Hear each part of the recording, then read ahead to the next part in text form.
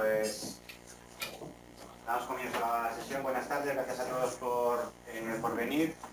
Este es un seminario que se lleva celebrando desde hace ya bastante tiempo, pero esta es la primera vez que me toca a mí el honor de presentarlo.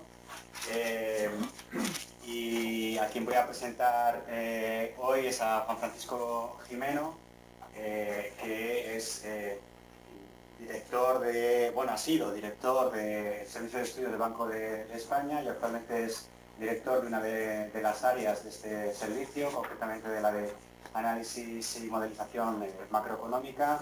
Como seguramente casi todos los que estáis aquí sabéis, Juan Francisco Gimeno es especialista en el mercado laboral, ha publicado numerosos artículos sobre la problemática del mercado laboral en España, pero en esta ocasión lo que nos va a presentar es un trabajo que va más allá de eso, va más allá del problema del desempleo y más allá del problema del desempleo de la economía española, un trabajo que ha hecho en colaboración con Enrique Basso y que solamente por el título tiene la pinta de ser extraordinariamente interesante. Espero que os guste. Muchísimas gracias a Juan Francisco Gimeno por estar aquí. Y yo creo que por mi parte poco más que deciros. El tiempo, como sabéis, el conjunto de la sesión es habitualmente de 1 hora y media y eso significa que la presentación tendrá una duración aproximada de unos 50 minutos, 1 hora, ¿verdad? De forma que luego pues tengamos tiempo, al menos media hora, de hacer comentarios, preguntas al ponente. ¿De acuerdo? Bueno, pues nada, os dejo sin más con él y como he dicho antes, espero que sea de vuestro interés, seguro que sí. Buenas tardes, muchas gracias por la invitación. Es un placer venir a la Complutense y ver tantas caras amigas que hace tiempo que no veía. Gracias por la presentación. En cuanto a la presentación, yo prefiero que las preguntas las vayáis haciendo sobre la marcha. No esperéis al final, si tenéis alguna pregunta, alguna cosa que tenga que clarificar, prefiero que sea sobre la marcha como al final. Bien, de lo que voy a hablar es básicamente de tecnología y de demografía. Este es un tema que se ha puesto de moda recientemente. En lo que respecta a la tecnología, un tema que los economistas llevan pensando sobre él durante muchos siglos, pues cuando parecía que ya creían que lo habían entendido, pues de pronto aparecen nuevos desarrollos tecnológicos, y básicamente de lo que voy a hablar es de robótica y de inteligencia artificial, que hacen dudar que lo que habíamos aprendido siga siendo realidad. Básicamente lo que habíamos aprendido es que el cambio tecnológico es complementario al trabajo, entonces cuando se producen cambios tecnológicos aumenta la productividad, el empleo acaba siendo el mismo que antes, porque básicamente lo que ocurre es que cambia la composición del empleo, pero no el nivel. Esto se está poniendo en duda, repito, en el tema de tecnología asociada a robótica y inteligencia artificial, porque se piensa que estas nuevas tecnologías van a ser mucho más sustitutivas del trabajo y menos complementarias. Entonces, como decía, cuando creíamos que lo habíamos entendido, parece que aparecen fenómenos que no llegamos a entender bien, ¿no? Pero bueno, esta es la belleza de la economía, esto es lo que nos da de comer, ¿no? No hay nada grabado en piedra y el hecho de que tengamos que responder preguntas que son preguntas viejas, pero que tienen aspectos nuevos, pues es lo que hace que la investigación en economía progrese. En lo que se refiere a la demografía, pues es verdad que en economía los economistas no han dedicado mucha atención a la demografía.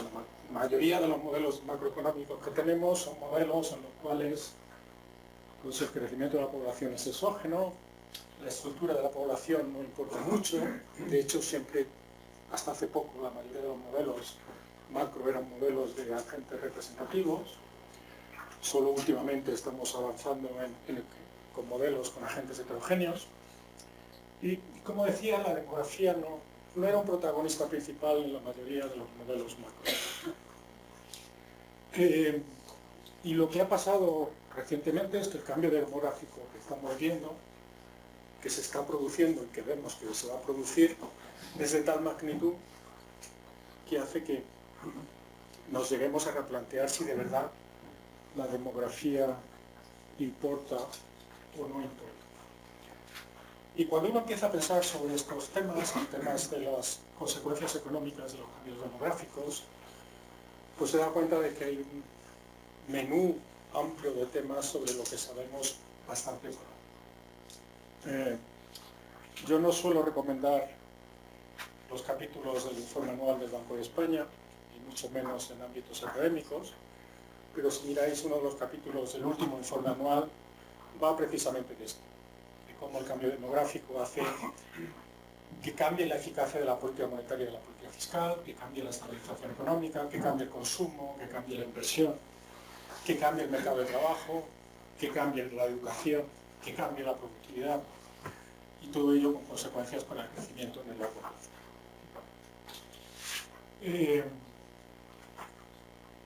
Bueno, pues como decía, de lo que voy a hablar es de cómo juntar estos dos fenómenos y cómo entender las consecuencias económicas de estos dos fenómenos en el largo plazo. Básicamente de las interacciones entre cambio demográfico y cambio tecnológico y sus consecuencias sobre el crecimiento de la productividad y sobre el crecimiento económico. Y como decía, este es un tema, la parte tecnológica, que por separado está recibiendo bastante atención. Y cuando la gente intenta ponerlo juntos, pues no hay muchas ideas brillantes. Ayer, por ejemplo, estuvo en Madrid, en la Autónoma, Hal Varian, a que muchos reconocéis, no sé si alguno asistió a la presentación o no. ¿Tú estuviste, Diego?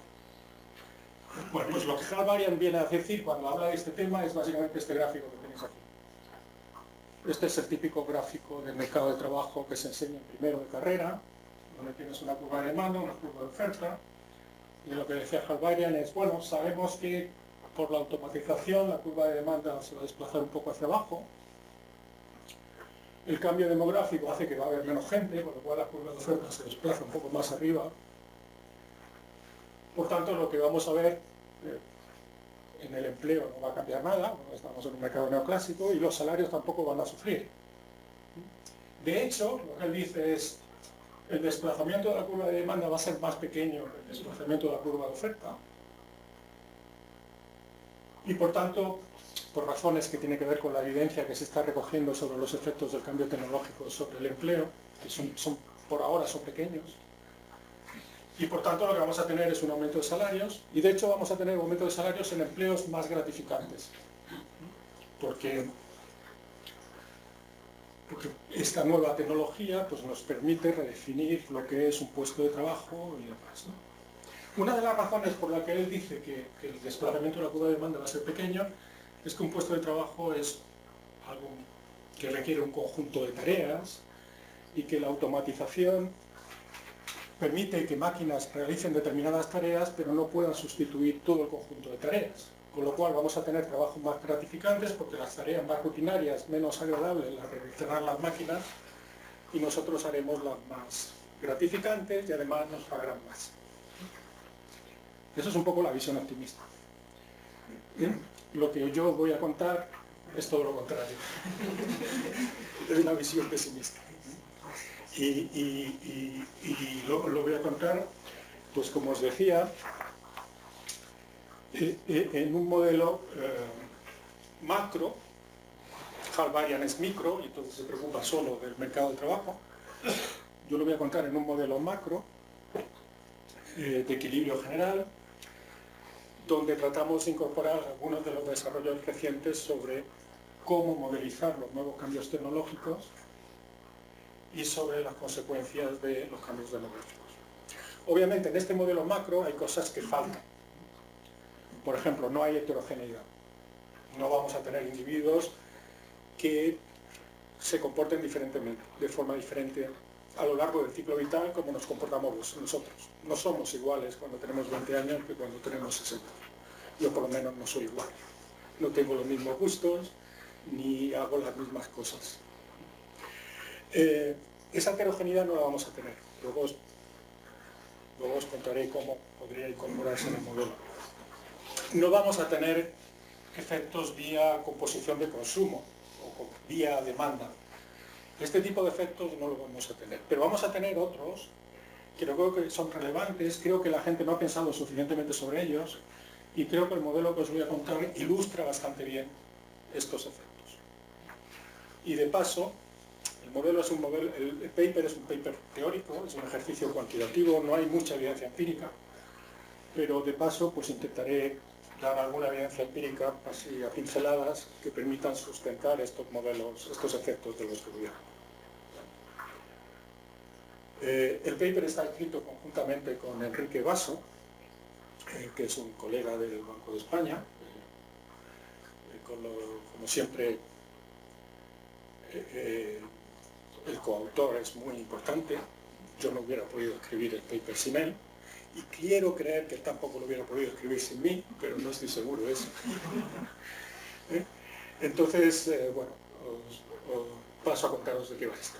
Y primero un poco de historia. El pesimismo, la visión pesimista, viene un poco de la visión de los cambios demográficos, de la idea de que los cambios demográficos afectan negativamente al crecimiento. Y esto no es una idea nueva. De hecho, esto es una idea que ya Alvin Hansen, en lo que se conoce como la teoría o la hipótesis del estancamiento secular, formuló a principios de los años 30. O sea, esta idea de que una economía con menor crecimiento demográfico es una economía abocada a poco crecimiento, bueno, pues como digo, tiene una larga tradición en economía. Y más recientemente, gente como Robert Gordon o como Fernald and Jones han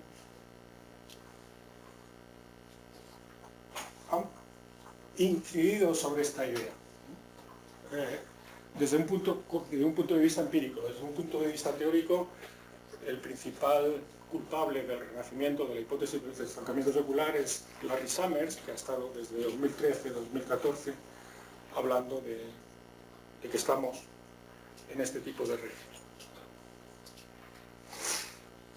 En cuanto a evidencia empírica, si uno mira los datos macro, hay un paper muy interesante publicado en la American Economic Review, en la American Economic Journal, en macro, de mi coautor Enrique Basso con gente de la Universidad de Warwick, donde lo que hacen es mirar a qué relación hay entre crecimiento demográfico y crecimiento económico en las economías de la OCDE en los últimos 4 o 5 decenios. Y básicamente lo que encuentran es que con menor crecimiento demográfico hay menor crecimiento de la productividad y por tanto menor crecimiento económico. Y ellos creen, y de hecho proponen un modelo para explicar que este vínculo viene vía innovación. Con menor crecimiento demográfico hay menor innovación.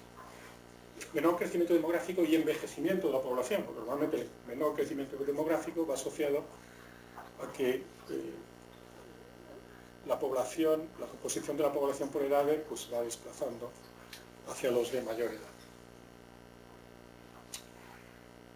Entonces, esto es básicamente la parte demográfica. La parte tecnológica,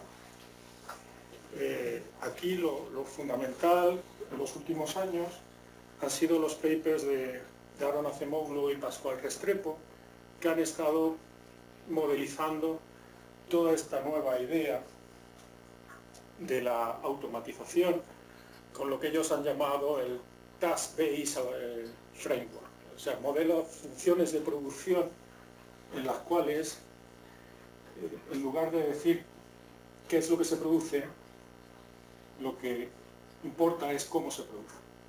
Y luego os explicaré un poco cómo se modeliza esto.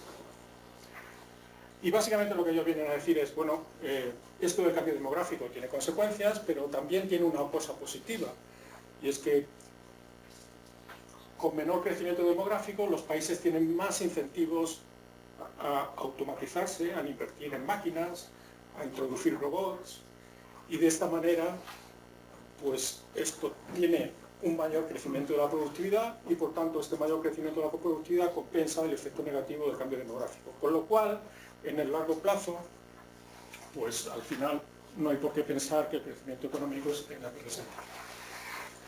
Y ellos utilizan pues, el caso de Japón, muestran que en Japón se está introduciendo robots mucho más rápidamente que en otros países y piensan que esto es porque en Japón el envejecimiento de la población ha ido mucho más rápido. Bien. Lo que nosotros vamos a hacer es, como decía, poner las dos cosas en el mismo modelo. Vamos a poner cambios tecnológicos y demografía en el mismo modelo.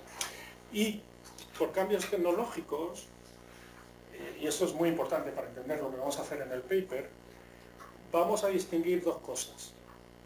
Una cosa es innovación y otra cosa es automatización. ¿Vale? Entonces, innovación en nuestro modelo va a ser lo que en los modelos de crecimiento endógeno de gente como Paul Romer o Comina Gerler y demás, en los cuales innovación es la generación de nuevas ideas. Por innovación entendemos la generación de nuevas ideas, de nuevas tareas, nuevos inputs que permiten producir bienes y servicios. Eso es lo que vamos a tener por innovación. Y automatización es la sustitución de trabajo por máquinas en la realización de esas tareas. Entonces, nuestro sector de I+D es un sector que va a tener dos patas, innovación y automatización. Y es importante distinguir estas dos cosas, porque si no distinguimos estas dos cosas, el principal mensaje que hay en el paper no se entiende. El principal mensaje que hay en el paper es que hay una disyuntiva en estas dos cosas. Y que cómo se distribuye la inversión en innovación y en automatización importa. Y que si invierten más en innovación, no inviertes en automatización, inviertes menos en automatización. Hay una restricción agregada que hace que hay unos recursos disponibles para invertir y dependiendo de cómo distribuyas esos recursos, pues vas a tener una economía más automatizada o menos automatizada. Pero hay una disyuntiva, hay una restricción agregada que hay que tener en cuenta. Este es el principal mensaje del paper y es un mensaje que, repito, creo que a veces se olvida cuando se hablan de estos temas. Una clarificación. La innovación de proceso, digamos la tradicional innovación de procesos que diga como cambio de los procesos productivos que uno también similar y automatización, ¿cómo? Está bien que hagas esta pregunta, porque si hablara el lenguaje de organización industrial, hablaría de innovación de producto e innovación de proceso. Entonces, lo que tenemos en el paper es innovación de producto es innovación. Innovación de proceso es automatización. Pero tenemos una clase muy específica de innovación de proceso. La innovación de proceso que tenemos es un trabajador se va fuera y una máquina entra. Esa es la única innovación de proceso que tenemos. ¿Vale? Luego, yo creo que con las ecuaciones se va a ver más claro, pero básicamente es esto. Innovación de producto es innovación, automatización es innovación de proceso que elimina trabajo. ¿Vale? Entonces esto es lo que vamos a hacer. ¿Cómo lo vamos a hacer? Bueno, pues como decía, vamos a hacerlo en un modelo en el cual haya producción de bienes y servicios, haya innovación, haya automatización y haya una estructura demográfica que nos permita pues, simular los cambios demográficos que se están produciendo. ¿Vale? Entonces vamos a utilizar un modelo muy sencillo de generaciones solapadas, en el cual con 3 parámetros vamos a ser capaces de replicar los cambios demográficos que se producen. Y el modelo no es nuestro, el modelo es de Mark Geckler y es tan antiguo como finales del siglo pasado. Básicamente, el modelo demográfico es, como os decía, Gerler 1998, el modelo de innovación es Comina Gerler 2006 y el valor añadido que nosotros tenemos en el paper es conseguir meter todo esto, juntar estas piezas del puzzle en un modelo que finalmente funciona y nos permite entender algo mejor las cosas. Bien. Como decía, el mensaje es pesimista. Lo que encontramos en el modelo es que en el largo plazo, cuando la economía converge a una nueva senda de crecimiento equilibrado, y esto es algo que tendré que explicar, qué significa esta senda de crecimiento equilibrado, la tasa de crecimiento del PIB per cápita disminuye si el crecimiento de la población disminuye. O sea, ahí hay una relación 1 a 1 entre crecimiento de la población y crecimiento de la renta per cápita. Veréis que luego no es tan difícil de entender, la intuición es bastante sencilla de entender.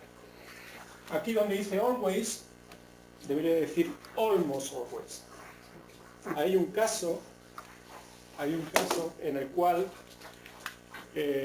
esta disminución no se tiene por qué producir. Es básicamente un caso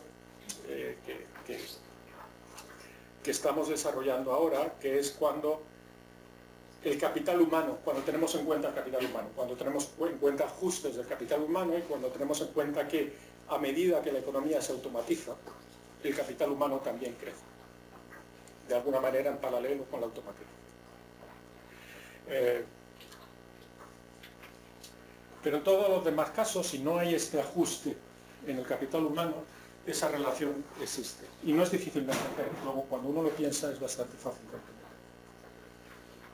Bueno, como decía, este es un resultado teórico que sacamos analíticamente.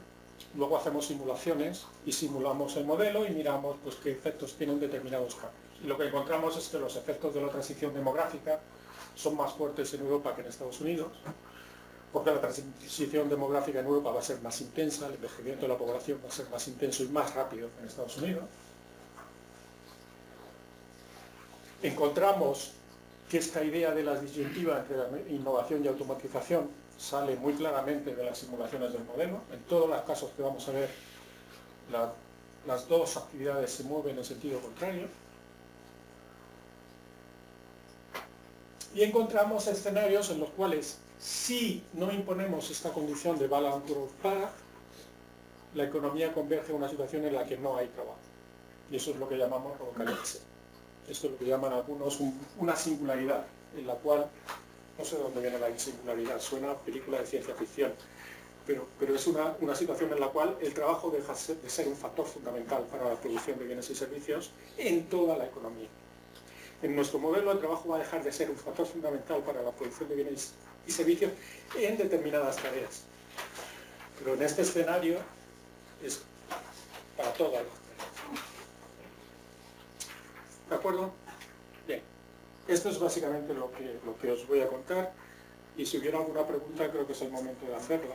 Si hay alguna pregunta sobre la motivación, sobre la pregunta que acabamos de responder y demás, es el momento de hacerla, porque a partir de ahora ya lo que viene son modelo, ecuaciones y simulaciones. El nombre este de Robocalypse quiere indicar que esa es una situación mala desde el mundo. Es una situación mala en la cual básicamente la economía se para, no crece, y todos los rendimientos van al capital. El trabajo deja de recibir rendimientos. La labor share converge a cero. Bueno, esto no es que haya un sistema redistribucional. Sí, sobre eso hablaré luego. Sí. Estás asumiendo tú de alguna manera que todas las tareas se pueden automatizar. O sea, quiero decir, en el modelo haces distingos, por ejemplo, consideras distintos tipos de tareas de tal manera que unas sí que puedan ser sustituidas, automatizadas. En principio todas pueden ser automatizadas si invierten lo suficiente. Entonces va a haber una ecuación que te dice que tienes que invertir para automatizar y la eficacia de esta inversión para determinar qué tareas automatizan o no.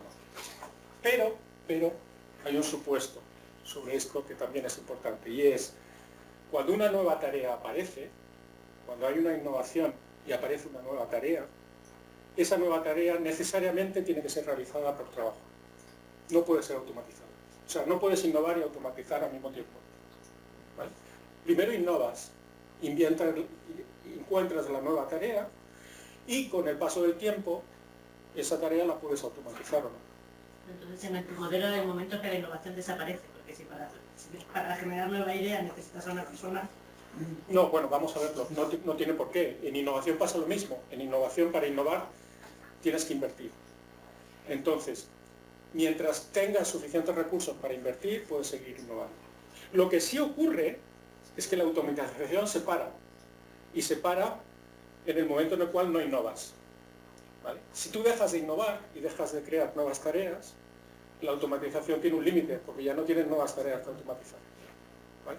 Entonces, donde sí hay un límite es a la automatización en cuanto no hay nueva innovación.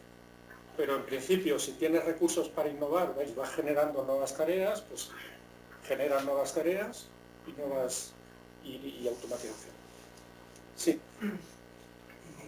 O sea, me es como un poco contradictorio, o sea, sé que no es algo dentro del paper, es como más de fuera, se supone, vamos, yo tengo entendido que el discurso detrás de la automatización, aparte de la mejora de eficiencia, la gestión, etcétera, es el tema que precisamente, que es lo que comentabas al principio, pues quedan liberadas toda una serie de tareas, vamos a decir más, pues no sé si creativas o del conocimiento, ¿no? Que se supone que son las que resultan en innovaciones. Entonces, ¿no podría ser que hubiera un momento en el que todo ese aumento en automatización, al liberar más espacio para la innovación humana, diese algún tipo de sinergia? Sí, eso va a pasar también, lo vas a ver. Vale. En el sector de innovación también se van a emplear trabajadores. Y luego, otra cosa, ¿cómo crees que influye en todo esto la concentración de capitales? Que es un tema que, por ejemplo, ahora con todo lo de la economía de plataformas y tal es muy debatido. Por ejemplo, Facebook, Google, todo este tipo de entidades. Porque al final, claro, lo automatizado... Lo que dice alguna gente sobre esto, es que la concentración es mala para la innovación. Y que estas grandes empresas retardan la innovación. Hay papers de Philippe Aguillon y otra gente donde con esta idea tratan de demostrar pues, que todo lo que está pasando con la labor share, con el crecimiento, en parte se debe a una mayor concentración. Pero nosotros no vamos a tener concentración aquí. Aquí vamos a tener, todas las empresas son iguales, de hecho no va a haber empresas, va a haber tareas y todos los trabajadores van a ser iguales. Y luego ya lo último, que es como incluso lo de la singularidad. Ahora, no sé exactamente de dónde viene, pero sí que está mucho en una corriente filosófica que se llama transhumanismo, y básicamente lo que viene a plantear es que en el futuro se llegará a la idea del posthumano, que básicamente es que se trasplanta la conciencia a un ordenador y entonces pues ya no es ni humano ni máquina, es simplemente conciencia, ¿no? Esto es un muy buen punto, porque esto de nuevo recalca lo que decía. Esto recalca lo que yo decía al principio, como motivación y como introducción, y es, ¿son los cambios tecnológicos complementarios o sustitutivos al trabajo? Es decir, si pensamos que son complementarios, una forma de complementariedad es la que tú estás mencionando. Nos implantan chip y de pronto no somos mucho más listos. Nos ponen un exoesqueleto y de pronto podemos correr. Estos son cambios complementarios, ¿vale?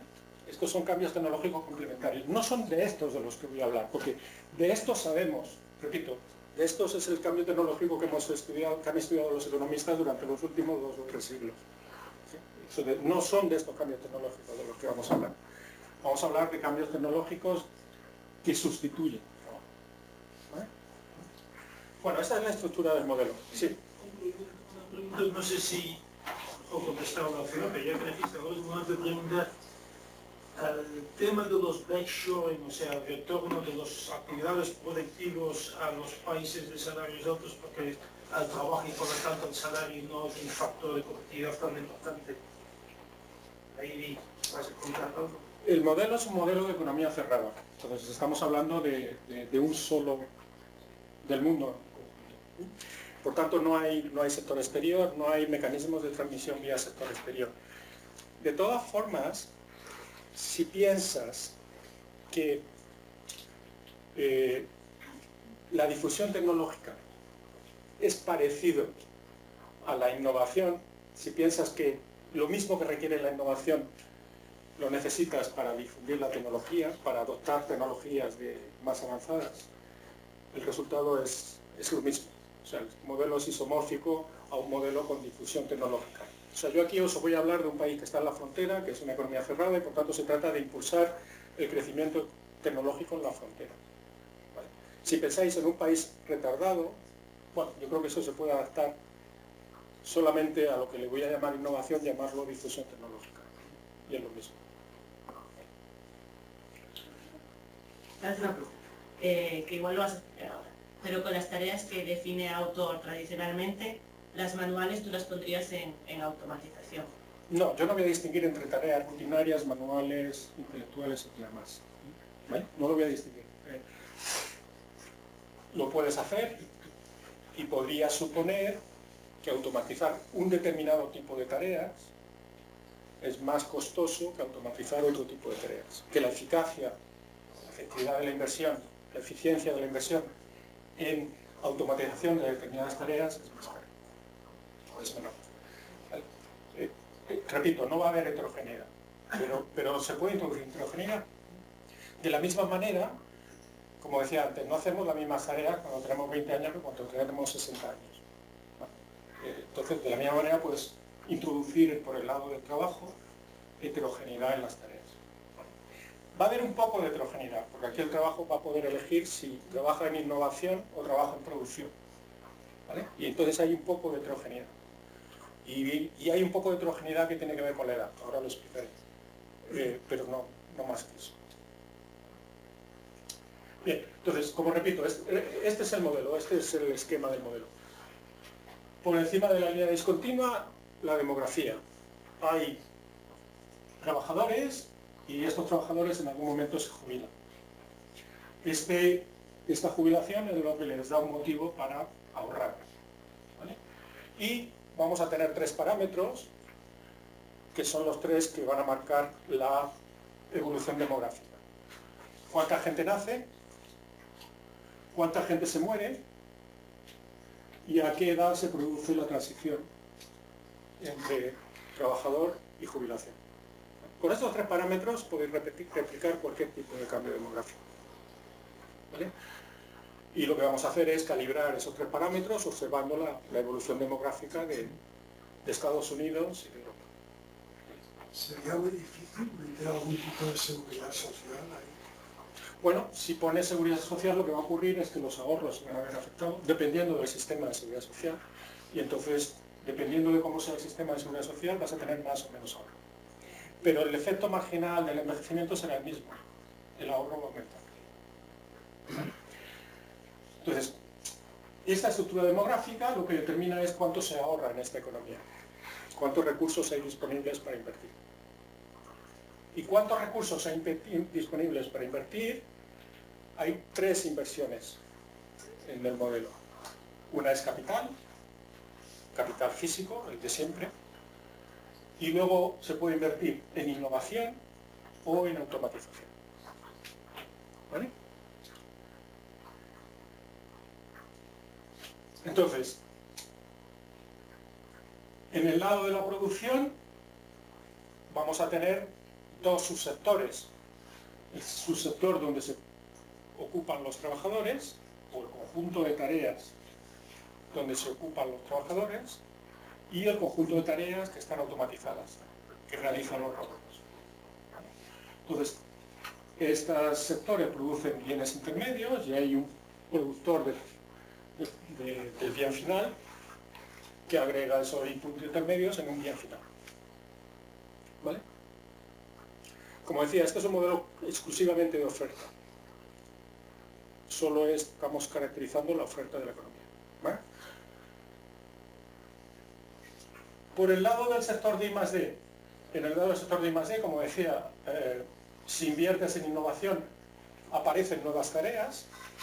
Esas tareas inicialmente van al sector intensivo en trabajo, eventualmente se pueden automatizar, y si se automatizan y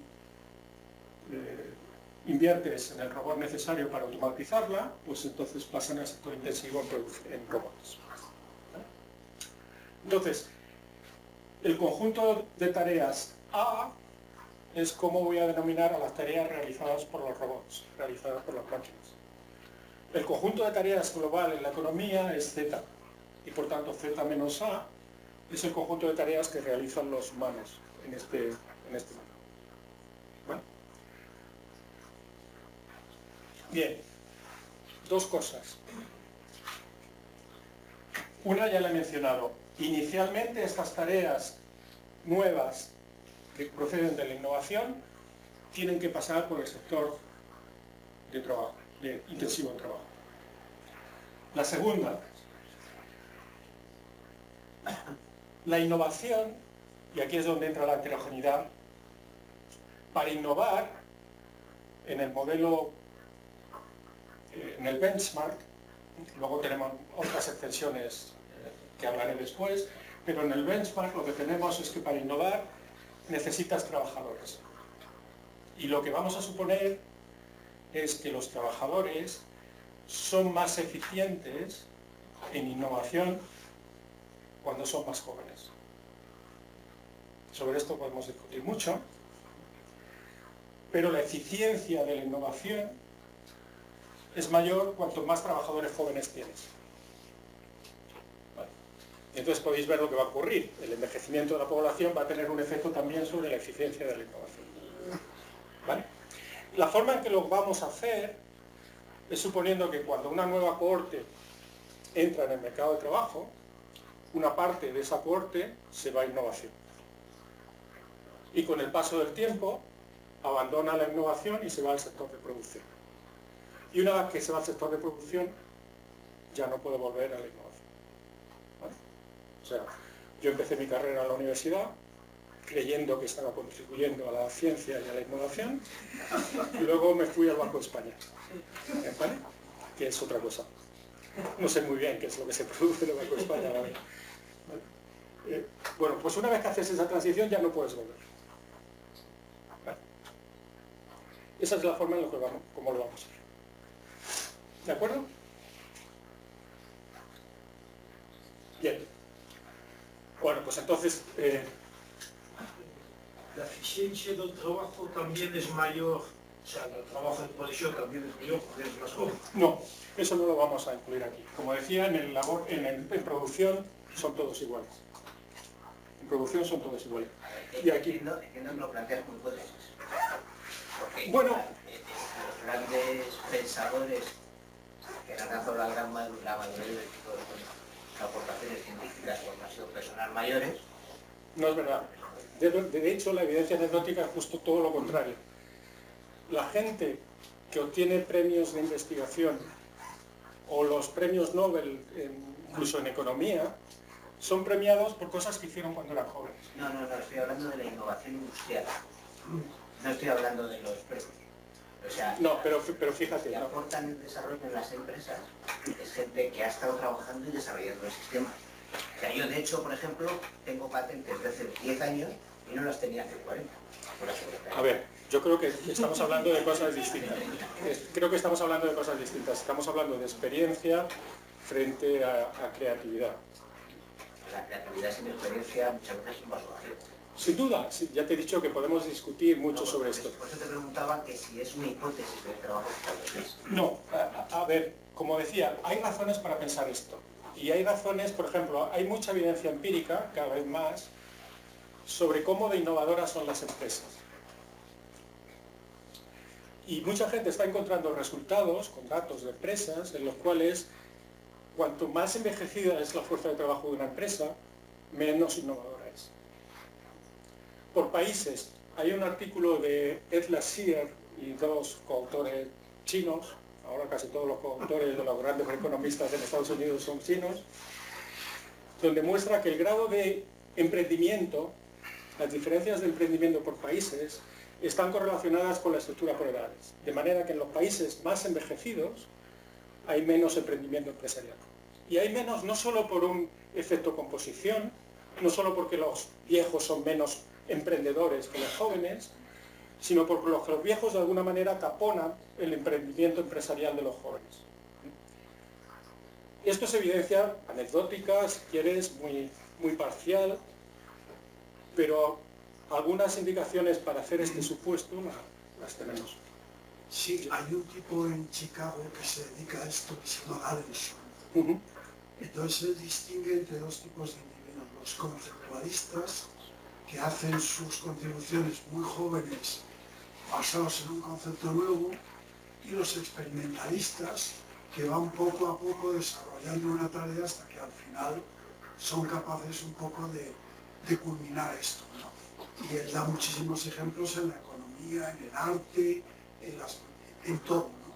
Entonces parece que estos dos tipos de personas se dan en la realidad. Bueno, pues en nuestro modelo, esto lo podríamos hacer de alguna manera, quizá suponiendo que la automatización también depende de la estructura por edades, de alguna manera. Pero, repito, esto viene, como decía, del paper de Basso con sus coautores de la Universidad de Warwick, donde también encuentran, lo modelizan y también encuentran alguna evidencia empírica que soporta esto. O sea, el grado de innovación en economías más envejecidas es menor. Otra pregunta. Entiendo que los rendimientos de la innovación son constantes en el tiempo, ¿no? Es decir, no, lo vamos a ver. porque podrían ser crecientes. No, de hecho lo que vamos a ver es que esta disyuntiva entre innovación y automatización, lo que va a ocurrir es que va a depender de la rentabilidad relativa de ambas actividades, y esa rentabilidad relativa va a cambiar con la estructura demográfica. Una cosa que podemos hacer es suponer que la eficiencia de la innovación aumenta. Y esto lo hemos hecho. Y ahora, si queréis, luego os cuento cuál es el resultado. ¿Qué pasa cuando aumentas la eficiencia en la innovación? Antes de los resultados, dejadme explicaros un poco. Esto es el Task-Based Framework de Acemoglu Restrepo. Entonces, donde básicamente tenemos una economía, donde hay tareas que son sustitutivas entre sí, con una de sustitución constante, y el producto final es la suma de todas esas tareas, que son ZT, y ZT tiene un índice T porque va cambiando en el tiempo. La innovación va expandiendo esta ZT. ¿Vale? Y en este tipo, esto es un resultado bien conocido, en estos modelos con este tipo de función de producción, la variedad aumenta la producción. A medida que ZT aumenta, esta producción aumenta. ¿Vale? Y esta es una de las fuentes de crecimiento que tenemos en el modelo. La innovación genera más variedad y esta variedad hace crecer la economía. ¿Vale?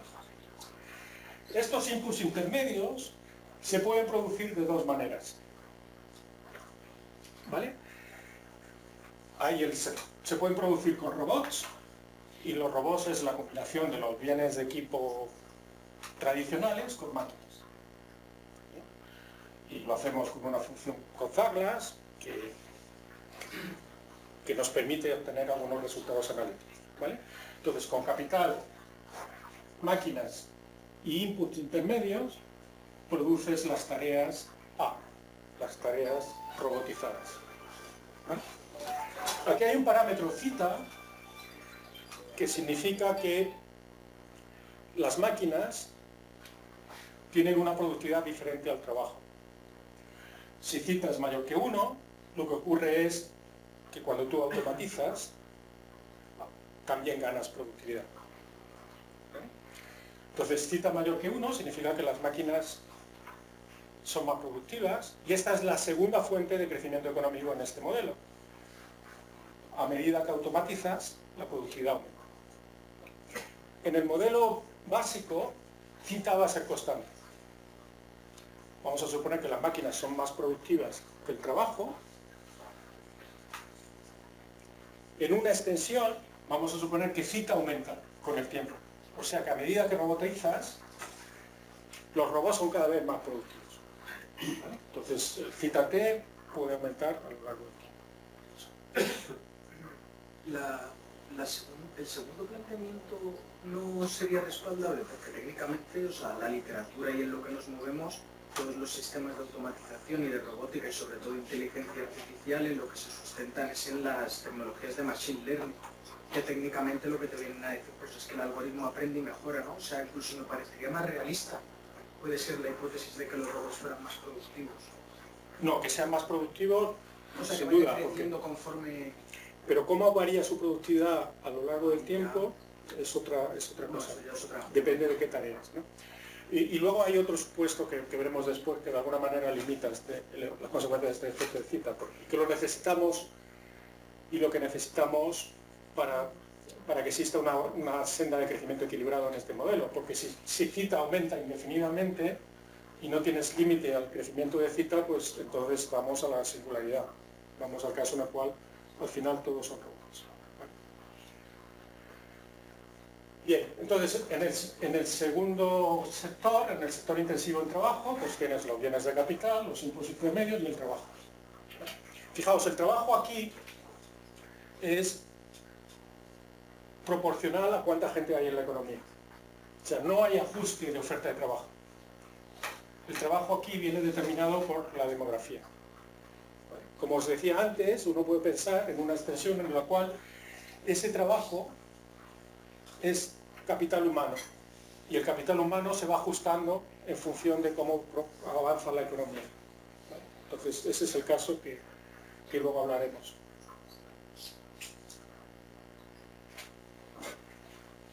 Entonces, dos fuentes de crecimiento. El crecimiento endógeno por innovación, el crecimiento de la productividad por automatización. Entonces, en esta economía lo que ocurre es que cuando los robots sustituyen a los trabajadores, la automatización reduce los salarios. ¿Vale? En esta economía no vamos a tener desempleo, o sea, todo va a ser salarios. Todos los efectos sobre el mercado de trabajo va a ser vía la labor share, vía la participación de los salarios en la rentabilización. Entonces, en esta economía lo que ocurre es que a medida que se automatiza, los trabajadores reciben una menor parte del producto final. De nuevo, introducir desempleo, introducir algún tipo de rigidez para que ese impacto parte fuera desempleo, parte fuera labor share, no es tampoco complicado. ¿Y cuál sea la distribución? Pues lógicamente va a depender de qué tipo de rigidez introduzca. ¿Vale? Bien, entonces... Sí. Por las experiencias que estás pasando, en algún momento planteas una función de producción de ideas. Sí, ahí iba exactamente.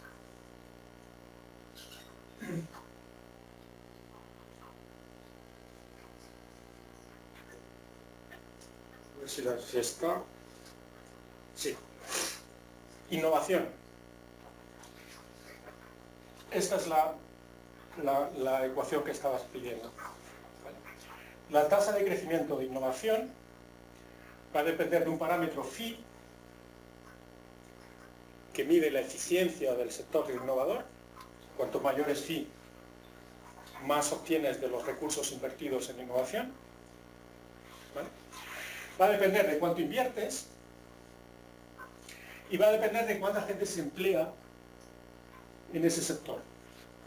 Y cuánta gente se emplea, como decía, no depende, va a depender de cuántos jóvenes hay. O sea, esta LI está relacionada con el tamaño es una parte de la población juvenil. ¿Vale? Entonces, si tienes más eficiencia en el sector, si inviertes más, o si tienes una mayor parte de la población joven en innovación, entonces la innovación avanza más rápidamente. No depende de la innovación ya establecida. Bueno, depende es la tasa de crecimiento. ¿Vale? ¿De acuerdo? Claro.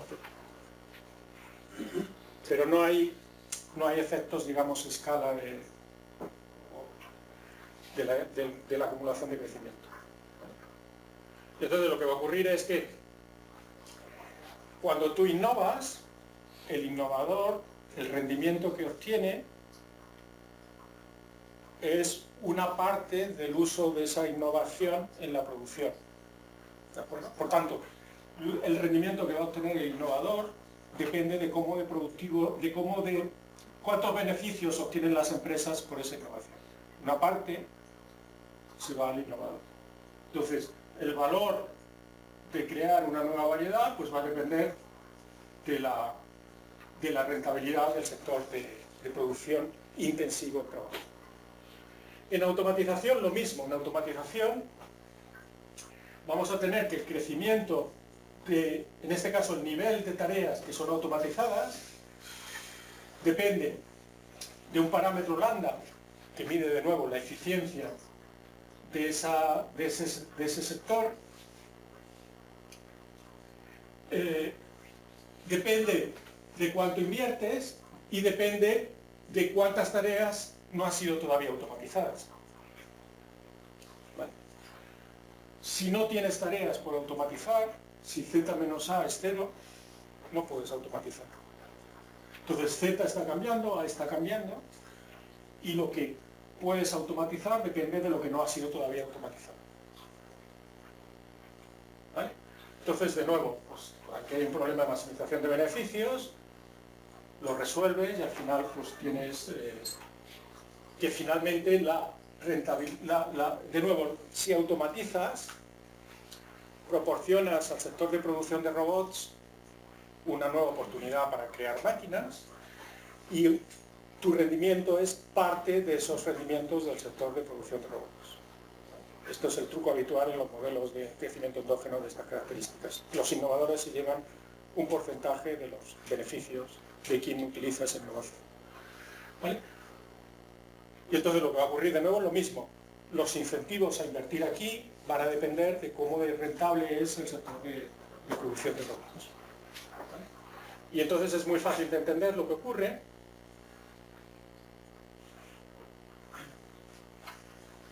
Si la rentabilidad en el sector de producción intensivo en trabajo disminuye, pues entonces el valor de una nueva idea es menor. Si el valor de una nueva idea es menor, pues inviertes menos y contratas menos gente para innovar. Y por tanto, como inviertes menos y contratas menos gente, se generan menos ideas.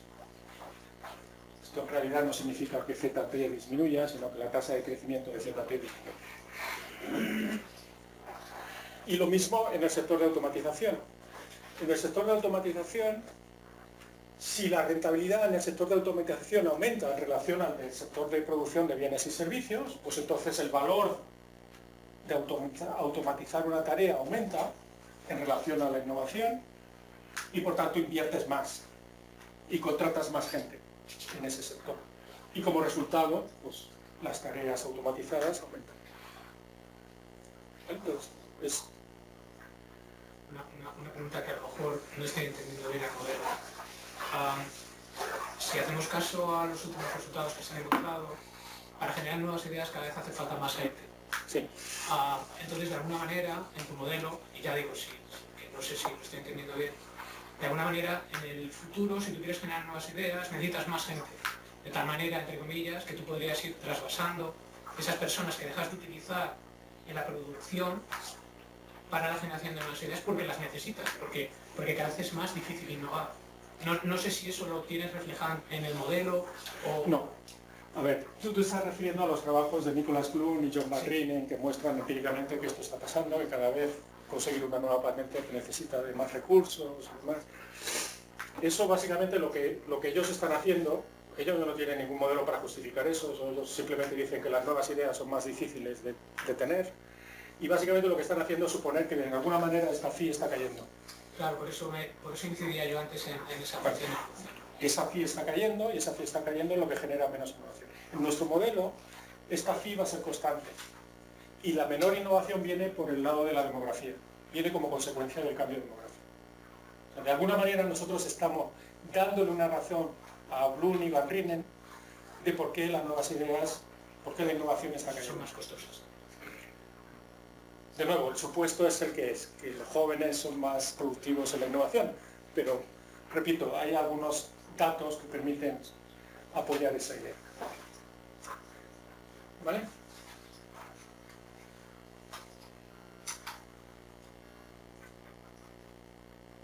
Bien.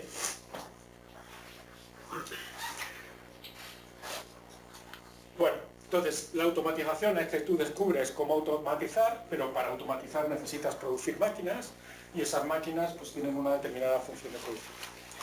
Entonces estas máquinas es cuánto del producto final inviertes en la producción de robots, ¿vale? El precio relativo de los robots es Q. Y aquí hay un parámetro que es fundamental, que es este parámetro eta. Ese parámetro eta determina si la producción de robots está sujeta a rendimientos constantes, crecientes o decrecientes. Bien, el resultado que obtenemos analíticamente es que para que exista una senda de crecimiento equilibrado, esa ETA tiene que ser menor que 1. Y es fácil de entender, porque si hay rendimientos crecientes en la producción de robots, la cosa se dispara, ¿vale?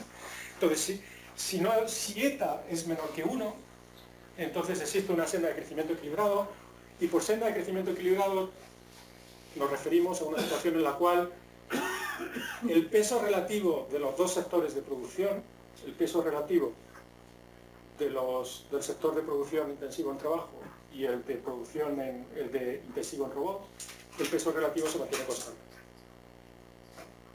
Entonces nuestra definición de senda de crecimiento equilibrado es una situación en la cual el trabajo sigue siendo fundamental para determinadas tareas, en la cual el trabajo no desaparece de todas las tareas. Y no desaparece de manera que su peso se mantiene constante, y por eso hablamos de crecimiento equilibrado. ¿Estudiáis la estabilidad de ese siglo? En las simulaciones vemos la convergencia y la transición entre estados estacionarios, y el hecho de que ETA sea menor que 1 te garantiza que siempre hay convergencia en estados estacionarios. Si ETA no es menor que 1, entonces no tienes esa senda de crecimiento equilibrado. Y de nuevo, esto se relaciona con el cita que había antes en la función de producción. Tú puedes tener sectores que son máquinas que son cada vez más productivas, pero que son cada vez más difíciles de producir. Entonces, de alguna manera, el supuesto de que ETA es menor que 1 lo puede justificar suponiendo que a medida que la automatización avanza, pues los robots se hacen más complejos y producir nuevos robots es más difícil. Este también tiene que ver que los robots al ciclo del producto, que al final es un producto, tienen rendimientos marginales decrecientes, que quiere decir los robots primero se utilizan donde hay muchos beneficios para automatizar. Cuando ya llegas al final del ciclo, pues ya quedan muchos beneficios, entonces el coste del robot respecto a los beneficios es cada vez más bajo. No. En la producción no estamos suponiendo que ningún tipo de obsolescencia, bueno, hay depreciación, pero no estamos suponiendo ningún... Por ahí ya no recuerdo si teníamos... El rendimiento no verdad decreciente es que... No. O sea, ahora creo recordar que lo que estábamos suponiendo es full depreciation, pero ahora no lo recuerdo bien, tendría que comprobarlo. Pero, o sea, full depreciation significa que cada periodo tienes que producir una nueva máquina para un nuevo robot para producir. Pero también tenemos casos en los cuales la depreciación no es completa y lo puedes incorporar sin full depreciation. Pero no estamos suponiendo que los robots... A ver, si piensas en un modelo de vintage, de cosechas, puedes pensar en cita creciendo. Entonces, cita creciendo de alguna manera representa esto, ¿no? Que cada vez los robots nuevos son más productivos. Pero este supuesto lo que te dice es que los robots pueden ser más productivos, pero fabricarlos también es más costoso. Son más productivos, pero de momento lo que todavía no está automatizado son los que hay menos beneficios esperados para automatizar. No, de nuevo, no, a ver. No sé si no me explico. No, a ver. Es importante entender que no hay heterogeneidad de tareas, que no hay heterogeneidad de tareas, que no hay tareas que son más fáciles o más difíciles de automatizar, ¿vale? Sino que hay tareas que se automatizan o no dependiendo de la rentabilidad relativa de los dos sectores, ¿vale? De nuevo, uno podría pensar que las tareas que se automatizan, pues en parte están determinadas vía demanda. Por ejemplo, una cosa en la que estamos empezando ahora a trabajar es en cómo esto se relaciona con las pautas de consumo y cómo las pautas de consumo están generando incentivos diferentes para que determinados productos se automaticen y otros no, o para que determinadas tareas se automaticen y otras no. Por ejemplo, si somos más viejos y vamos a demandar más servicios sanitarios, pues va a haber más incentivos a que se automaticen esos servicios sanitarios. Sobre todo si los salarios aumentan porque hay menos trabajadores que vayan a ocupar esos puestos. Entonces, esto lo hemos pensado y estamos empezando a tratar de ver cómo lo podemos modelizar. Y eso quiere decir que entonces no solo la estructura de la ley entraría en la ecuación de cómo cambia la Z, sino la otra también. claro, eso sería... Primero tendrías que generar heterogeneidad en las tareas y tendrías que generar heterogeneidad en la demanda de productos. De manera que los productos que son más demandados son más rentables y las tareas que te producen esos productos pues son más fáciles, más beneficios obtienes automatizando. ¿Vale? Cuando hay una escasez de oferta de trabajo. ¿De acuerdo? Pero esa heterogeneidad, repito, no la tenemos. Somos conscientes de que es importante, pero no la tenemos. Cuando hablas de rentabilidad, tu N y tu L entra en los tiempos intermedios. Sí. Es la rentabilidad y si tienes una función de producción de bien final. La rentabilidad es la rentabilidad relativa entre esto y esto, entre el sector intensivo en trabajo y el sector intensivo en robots. La rentabilidad relativa depende básicamente de la oferta de trabajo. Si hay muchos trabajadores, el salario va a ser bajo y entonces la rentabilidad del sector de producción va a ser alta. Cuando escasean los trabajadores, esta rentabilidad disminuye y por tanto tienes incentivos a invertir en automatización. Estás tu bien final en ese caso es un tipo de intermedio. El bien final es simplemente la manera de agregar el... Pero lo que importa es la rentabilidad relativa entre estas dos cosas.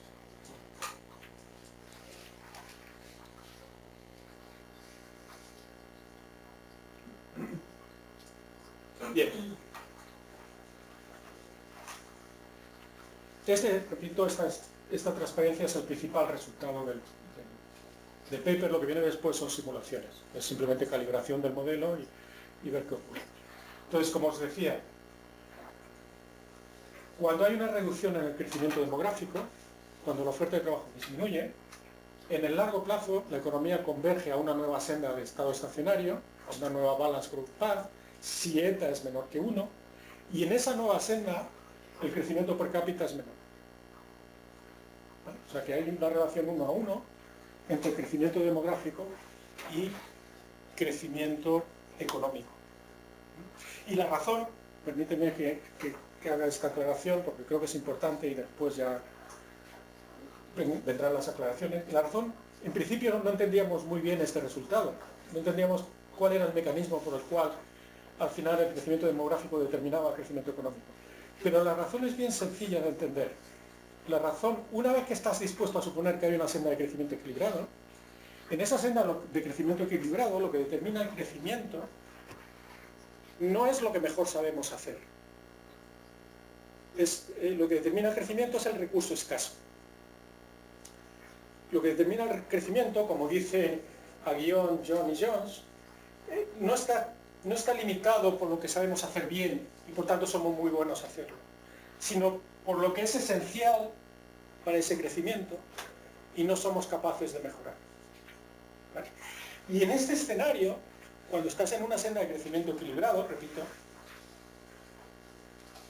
lo que no podemos modificar es el crecimiento demográfico, lo que es esencial es el trabajo, porque sigue siendo fundamental para la producción en determinadas tareas. Entonces el trabajo sigue siendo fundamental y es el recurso escaso. Por tanto es lo que acaba determinando el crecimiento económico. Eso es básicamente el resultado. ¿Vale? O sea, la limitación es el crecimiento de la oferta de trabajo y luego todo lo demás son pues, clarificaciones sobre lo que ocurre en la transición entre una senda de estado estacionario y otra. Pero bueno, había preguntas. ¿Queríais hacer preguntas?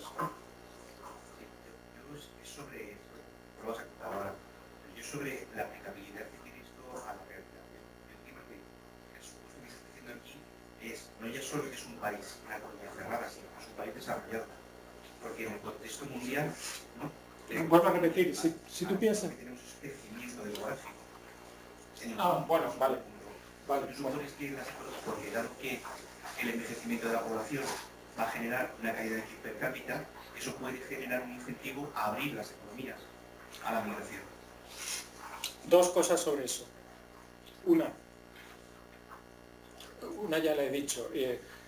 Si piensas en términos de diferencias entre países y piensas que los países no desarrollados, su manera de innovar es adaptar las tecnologías de los países más avanzados. Y para esa adaptación, para esa adopción, necesitas lo mismo, vas a tener el mismo resultado. En lo que se refiere a difusión tecnológica entre países y demás. En segundo lugar, crecimiento demográfico. Es verdad que la disminución de la población en edad de trabajar se va a producir, o ya se está produciendo, en Europa, se va a producir en Estados Unidos y no se va a producir en los países no desarrollados.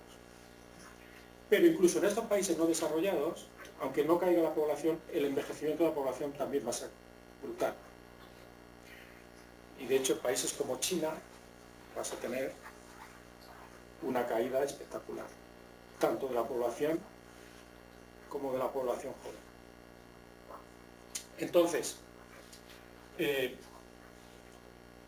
si tú piensas que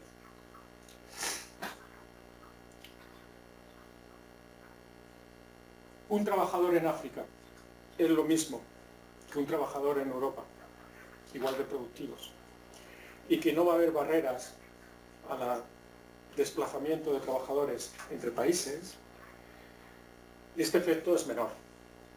El efecto de disminución de la población en edad de trabajar es menor, considerado el mundo en su conjunto.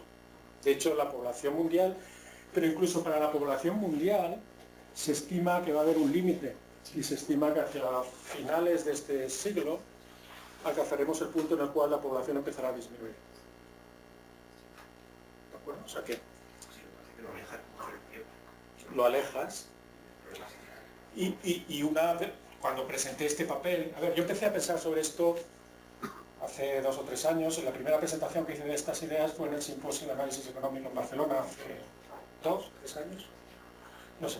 Recuerdo que estaba Ramón Marimó y la primera pregunta de Ramón fue, bueno, pero si tenemos inmigración, ¿por qué nos preocupamos? Hay inmigración, nos traemos trabajadores de los países donde la población sigue creciendo y ya está.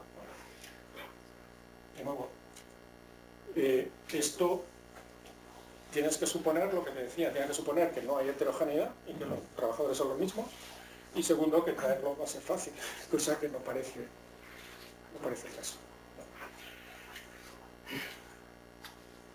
Bien.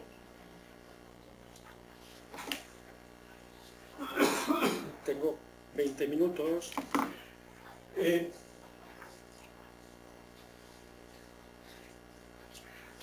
Aquí lo que ocurre para que se alcance esta senda de crecimiento equilibrado es que en la transición el precio relativo de los robots disminuye. Pero en la nueva senda de crecimiento equilibrado el precio relativo de los robots aumenta. Durante la transición disminuye, y esto es lo que estamos observando ahora. El precio relativo de los robots está cayendo.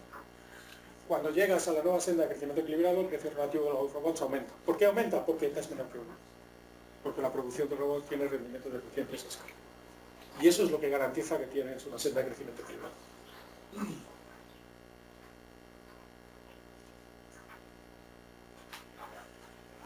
El principal mecanismo, como os decía, es vía incentivos a la innovación. El principal mecanismo es que cuando cae la oferta de trabajo, los incentivos a innovar disminuyen, porque la rentabilidad del sector productor intensivo en trabajo es menor. Entonces hay menos incentivos a innovar y, por tanto, como hay menos incentivos a innovar, el crecimiento en la nueva senda es menor. Y ese menor crecimiento no lo puedes compensar con más máquinas, con más automatización. ¿Por qué? Porque no puedes automatizar lo que no innovas. Aquí la automatización es una actividad subsidiaria de la innovación. Si no hay nuevas ideas, no puedes automatizar. Entonces, si se para el crecimiento en el sector de innovación, en algún momento se para también el crecimiento en el sector de automatización.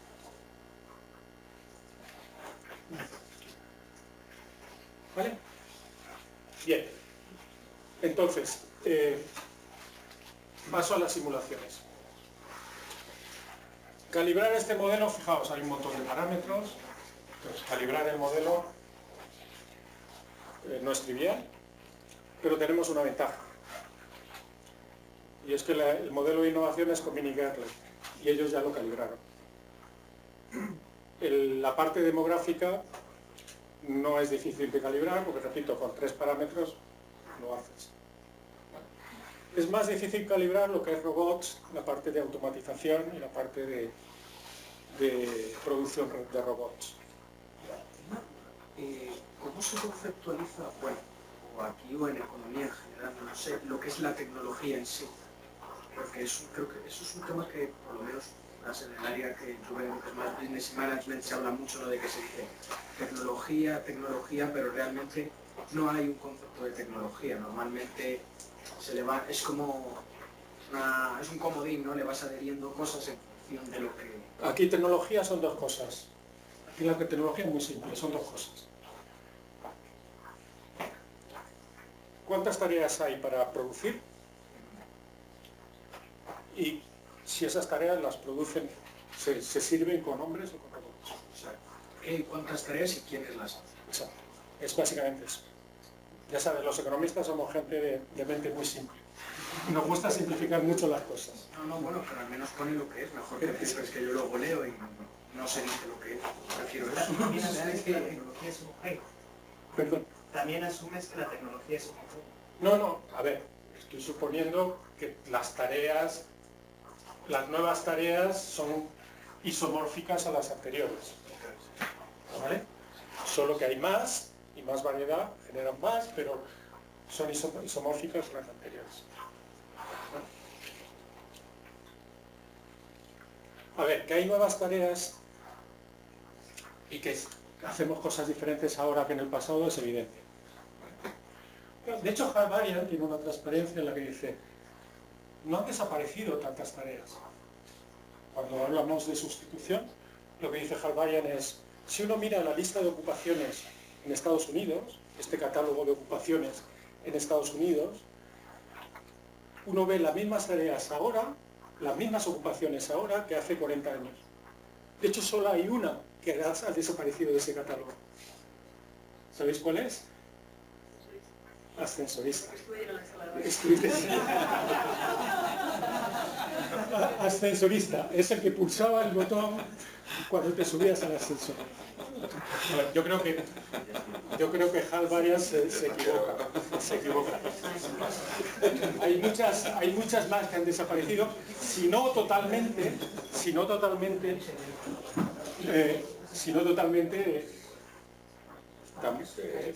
bastante, ¿no? Y que hay nuevas tareas es lo mismo, ¿no? Cuando yo era profesor en la universidad, le preguntabas a los nuevos estudiantes qué querían ser de mayor y la mayoría te decía funcionario. Ahora les preguntas y te dicen que quieren ser youtuber, instagramer o tronista en un programa de televisión. ¿No? Quieren ser funcionario. Bueno, no estoy seguro. Pero bueno, que hay esta sustitución de tareas, evidentemente la hay, más, pero estaba bromeando, ¿eh? Que también que de vez en cuando suelte alguna broma. Que en términos de la literatura empírica, innovaciones tenías como innovación de producto y automatización como innovación de proceso, pero en un tipo muy específico que es el que sustituye a los humanos. Y otro tipo de innovaciones de proceso que no están ahí, como por ejemplo pueden ser nuevas formas de organización del trabajo, etcétera. No está. A ver, puedes pensar que se cita de alguna manera el hecho de que los robots se acaben más productivos, pues tiene que ver con que los utilizas mejor a medida que pasa el tiempo y aprendes cómo utilizar los robots y esto va mejorando. Puedes pensar que parte de ese cita viene de ahí. Pero de todas formas, tu pregunta me sirve para ilustrar bien esta disyuntiva y ya luego, si me dejáis, paso a las simulaciones. Ya veo que no os gustan las simulaciones y estoy de acuerdo con vosotros. Yo siempre digo que los economistas de verdad no simulan, pero bueno, a veces disimulan. Eso no lo sabía, pero es una buena forma de explicarlo. Es una buena forma de acabar la frase. Pero déjame mostrarte una evidencia que es bastante sugestiva, es de un paper de Acemoglu y Restrepo, y estos son patentes. ¿Vale? Y cómo han cambiado el número de patentes en un determinado periodo de tiempo que ahora no recuerdo. ¿Vale? Y lo que tenéis en la parte de arriba son patentes relacionadas con automatización. De hecho, si podéis leer, la mayoría de las cosas aparecen robots. Entonces, el número de patentes asociadas a la automatización está creciendo. El número de patentes asociadas a la innovación, si queréis, más básica, más tradicional, está disminuyendo. Esto ilustra bien esta idea de disyuntiva, de que si dedicas recursos a una cosa, no la dedicas a otra, y la eficiencia de los dos sectores es diferente. Es verdad, y alguna gente no se cree este gráfico, es verdad que el número de patentes aquí todavía es muy pequeño. Entonces estos crecimientos que estás viendo aquí todavía no sabemos. Y también es verdad que cuando uno mira cuál es la tasa de penetración de los robots en la producción, todavía es muy limitada. Estamos hablando de los datos que tenemos sobre robots, que son bastante... Bueno, son los que son, vienen de la International Federation of Robotics, que es una asociación de vendedores de robots que obtiene datos de sus asociados. Pues estamos hablando de que en países como Alemania, que es donde la tasa es más alta, pues estamos hablando de alrededor de 10, 12 robots por cada 10.000 trabajadores. O sea, estamos todavía hablando de tasas. Pero esta asociación prevé tasas de crecimiento en el número de robots industriales bastante altas. O sea, en los próximos años está preveyendo tasas de crecimiento del 20% anual. O sea, todavía estamos al principio y lo que se prevé es que el aumento sea muy rápido. También puede ser un efecto que en la parte de reversiones tecnológicas estamos al final del ciclo de los productos de los TIC y en realidad los que están arriba es de la nueva reversión tecnológica que tiene mucho que ver con la automatización. Sí. Una explicación sería que la eficiencia en el sector de innovación está disminuyendo, por tanto inviertes menos. Lo que dicen Bloom y Van Rinen es que está disminuyendo. Lo que nosotros estamos diciendo es que parte se debe al cambio demográfico y entonces pues es más rentable invertir en lo otro. En tu modelo, la automatización es el extremo, es el robot como robot. Es robots. No recogería un incremento de automatización pequeña en el proceso productivo. Porque en Industria 4, cuando tú lees cosas de Industria 4, ahí no recoges solo el extremo de un robot, sino cambios que van a combinar esa automatización con una participación parcial del trabajo. Aquí sí. En tu modelo es el robot. Aquí en el modelo las máquinas son sustitutivas. Son sustitutivas totalmente. Para todo. De todas formas, fíjate que hay un efecto indirecto vía impulsos intermedios. La productividad del trabajo depende también de los impulsos intermedios. Entonces, en la medida en que los robots amplían el conjunto de impulsos intermedios, también están aumentando la productividad del trabajo. Pero lo hacen por vía indirecta, no lo hacen vía en la misma función de producción. En tu modelo, ¿no sería posible un cierto equilibrio diferente al que llegas en el sentido siguiente? Por un lado, tú tienes un menor crecimiento demográfico, ¿vale? Con lo cual te está cayendo la base sobre la que se sustenta la generación de nuevas ideas, la innovación, etc. Pero por otro lado, tú tienes que se están sustituyendo trabajadores por los robots. Entonces, supongo que aquí no es posible que haya un equilibrio de las dos variaciones, del cambio demográfico y de la sustitución de trabajadores que son liberados de alguna manera de la producción, que podrían generar nuevas ideas, pero supongo que aquí aplica el criterio que has comentado al principio de una vez que entras en el Banco de España ya dejas de ser académico. O sea, los que liberas en el sector de producción son jóvenes. A ver, por decirlo de alguna manera, los que liberas en el sector de producción son jóvenes que no dieron la talla para entrar en el sector de I+D, no dieron la talla para ser profesores universitarios, y son viejos que ya no se reciclan. Entonces, a estos que liberas se tienen que volver a ocupar en el sector de producción. Y como se tienen que volver a ocupar en el sector de producción, los salarios del sector de producción caen. Eso es lo. ¿Vale? De todas formas, tenemos extensiones donde algunos de estos supuestos se relajan. ¿Vale? Y en algunos escenarios, como vamos a ver, los efectos son más suaves. Pero dejadme contaros primero qué efectos se producen en el modelo básico. 7 minutos. Bien, esto en el papel, si tenéis interés, tenéis el detalle de cómo hacemos la calibración. Básicamente calibramos hasta 1995, dejamos un periodo de transición y empezamos a ver lo que ocurre a partir de 2005, ¿no? Dejamos ahí una ventana de varios años. Y esto es lo que ocurre cuando cae la natalidad. ¿Cuánto cae la natalidad? Pues lo tenéis aquí. Tenéis esta caída en la tasa de crecimiento de la oferta de trabajo. Entonces, ¿qué ocurre? Al principio tienes un aumento de productividad. ¿Por qué tienes al principio un aumento de productividad? Automatizas. Esto genera una pérdida de rentabilidad en el sector de producción intensivo en trabajo. Hay incentivos a la automatización, automatizas, y a medida que automatizas, lo veis aquí, el incentivo de automatización y el porcentaje del sector de automatización aumenta. Pero, en algún momento, el crecimiento disminuye. ¿Por qué? Porque en algún momento, como ahora estás dedicando más recursos a automatizar, en algún momento tienes menor innovación. Y por tanto el crecimiento vía innovación disminuye. Y eso ocurre a pesar de que el tipo de interés cae. Y que hay más ahorros para invertir. ¿Vale?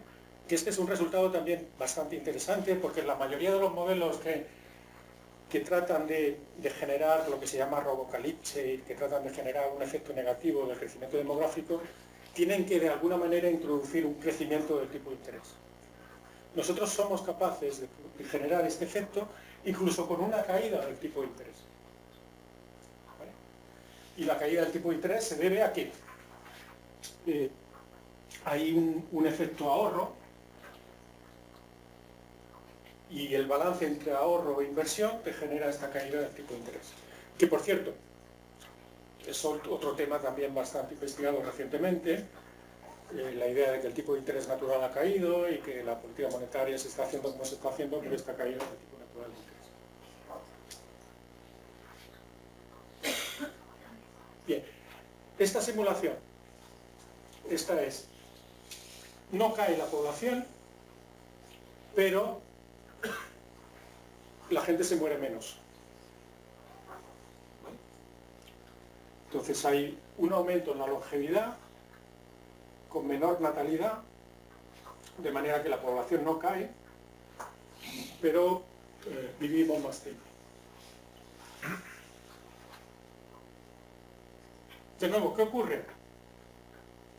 Pues al principio tienes un aumento de la automatización. Hay más viejos. Perdona una cosa, ¿cuántos periodos tienes en tu modelo? ¿Son 2? Para la población son 2 estados. Y lo que tienes abajo son años. Pero es que ahora los años, los periodos son periodos como de 40 años. No, pero fíjate, nosotros tenemos, nuestro modelo de generaciones solapadas es un modelo con 2 estados, pero calibrando los parámetros podemos poner todos los años que queramos. O sea, yo puedo calibrar estos 2 estados con tasas de natalidad, tasas de mortalidad y tasas de retiro anuales que me repliquen esta distribución. Pero entonces luego lo que tienes en el eje horizontal lo tienes que multiplicar por 40 años porque son periodos. No, yo creo que está bien.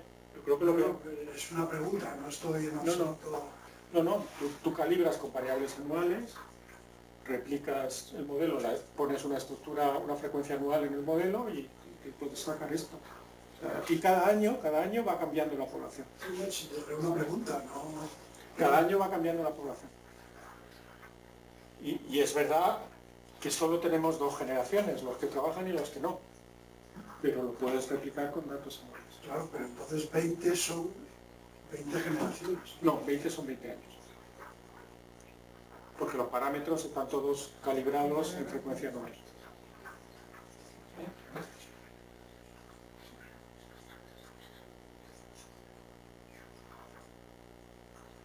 Bueno, la idea es de nuevo la misma, el mecanismo es exactamente el mismo.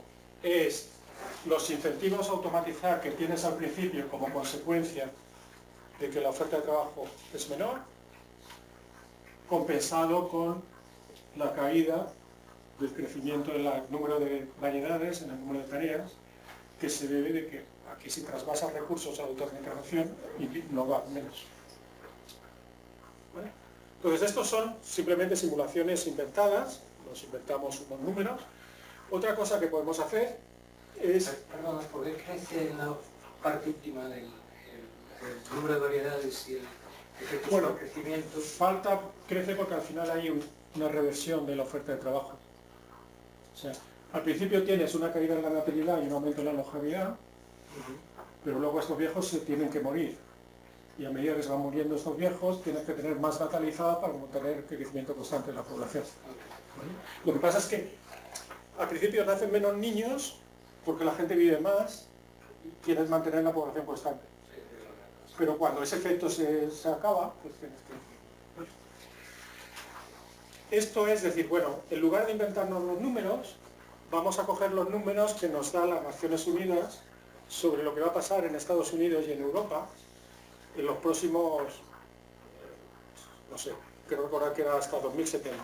La División de Población de las Naciones Unidas hace proyecciones de población con bastante regularidad, la última me parece que salió hace un par de meses, y dice cuál es su escenario de transición demográfica para los próximos 70 años. Entonces aquí lo que hacemos es tomar esos datos, a partir de esos datos recuperar los parámetros demográficos, los 3 parámetros demográficos que os comentaba antes, y a partir con esos 3 parámetros demográficos simular. ¿Vale? Es Estados Unidos y Europa. Europa son 4 países, Alemania, Francia, España e Italia. Y lo que veis es que según el modelo, el crecimiento en Europa se va a desacelerar más que en Estados Unidos. Asociado a ese menor crecimiento, pues hay una menor participación del output en el producto final, porque el tamaño del sector de automatización aumenta, y el hecho de que sea más intenso en Europa que en Estados Unidos tiene que ver con que el envejecimiento en Europa va a ser mayor y más rápido. ¿Vale? De hecho, cuando uno mira a los datos que os decía antes de la International Federation of Robotics, penetración de robots y demás, una de las cosas que uno ve en esos datos es que en Estados Unidos está habiendo automatización, pero está habiendo más lenta que en Europa. La penetración de robots en Estados Unidos es incluso menor que en España. Lo cual, bueno, pues, no sé si confirma, pero por lo menos no desmientes. Los principales productores de robótica a nivel mundial, ¿quiénes son? China, Japón. Pues no sabría decirte. No, es que como me extraña mucho que Estados Unidos, que su discurso es ser los pioneros en tecnología, lo único que se me ocurría para explicar que haya menos automatización o por los tipos de trabajo. No, pero una cosa es producción y otra cosa es utilización. ¿Vale? Puede ser muy bien que los robots se estén produciendo en Estados Unidos y se estén implementando en Japón, se estén introduciendo en Japón. Bueno, o sea, de todas formas, cuando hablas a gente... A ver, yo de robótica e inteligencia artificial no sé nada. No sé absolutamente nada. Simplemente sé un poquitín de economía, pero de robótica e inteligencia artificial no sé nada. Cuando hablas con gente que se dedica a estos campos, lo que te dicen es que en estos desarrollos todavía no se ha producido lo que hizo que las tecnologías de la información y la comunicación se expandieran muy rápidamente. ¿Qué es lo que hizo que las tecnologías de la información y la comunicación se expandieran muy rápidamente? Pues que surgieran grandes conglomerados, como al principio Nokia en Finlandia, que producían todas estas tecnologías. En robótica y en inteligencia artificial todavía esto no ha pasado. Todavía esto no ha pasado. Todavía no hay un gran productor de estas cosas. Sí es verdad que en lo que se refiere a inteligencia artificial, China está tomando la delantera. Y en centros de inteligencia artificial, China está desarrollándose, está invirtiendo mucho más. Y una de las razones que dan es que al principio la inteligencia artificial es muy intensiva en mano de obra. Necesitas mucha gente tecleando datos y operando ordenadores. Y en China, pues si algo tienen, es, por ahora, es gente para hacer estas cosas. Y cada vez mejores universidades para formarlos. Pero, repito, ¿cómo va a evolucionar esta industria y demás? No sabemos. De hecho, ni siquiera sabemos qué es inteligencia artificial. Eso te iba a decir yo. El problema es que la inteligencia artificial, como tecnología, todavía no está explorada. Claro, no. Lo que se tienen son rutinas continuadas de los algoritmos matemáticos que reproducen actividades repetitivas. Me estoy extendiendo, sí. Yo estoy encantado de seguir, ¿eh? Yo estoy encantado de seguir. Pero repetitivas. O sea, de hecho, el conducir un coche no es inteligencia artificial. No, a ver. Ser capaz de identificar y reaccionar ante determinados obstáculos sorpresivos que aparecen en la carretera sí sería inteligencia artificial. Y eso es lo que no funciona hasta ahora. No, yo sobre esto lo que sé es que en el campo de la inteligencia artificial hay diferencias de opinión sobre lo que es la inteligencia artificial. Recuerdo un premiado con los premios Fronteras del Conocimiento BBVA hace un par de años que le dieron el premio por sus contribuciones en inteligencia artificial. Y en lo que trabaja este hombre es en redes neuronales. Y su objetivo es construir una máquina con las conexiones neuronales que tenemos los humanos que sea capaz de replicar el comportamiento humano. Y esto para él es inteligencia artificial. Hablas con otra gente y otra gente te dice que ni de coña, que inteligencia artificial es construir máquinas y algoritmos que sepan resolver problemas pensando de manera distinta a como pensamos los humanos, o resolviendo el problema de una manera distinta. Entonces hay mucha incertidumbre en qué es lo que estamos hablando, cuál va a ser este desarrollo. Pero repito, este es un primer intento simplemente por ver cuáles son los mecanismos económicos que son importantes cuando uno tiene en cuenta estas posibilidades. Posibilidades. No estoy diciendo que esto vaya a ser una realidad. Bueno, me he pasado 5 minutos. Tengo más simulaciones que mostraros, con cambios en los supuestos, cuando no hace falta I+D cuando no hace falta trabajo para hacer I+D, con gente que elige en qué sector quiere trabajar, si innovación o gente joven que elige dónde quiere trabajar, si innovación o en producción, con escenarios en los cuales aumenta la productividad de los robots, con escenarios en los cuales los robots también innovan y los robots son capaces de innovar. O sea, todos esos escenarios están en el paper y si tenéis interés, miradlo. El único que todavía no está en el paper, que esperemos esté en la versión publicada, es el escenario en el cual el capital humano se ajusta. En eso es en lo que estamos incluyéndolo en la última revisión, y en ese caso, esta caída que tenéis en el output per cápita no se produce.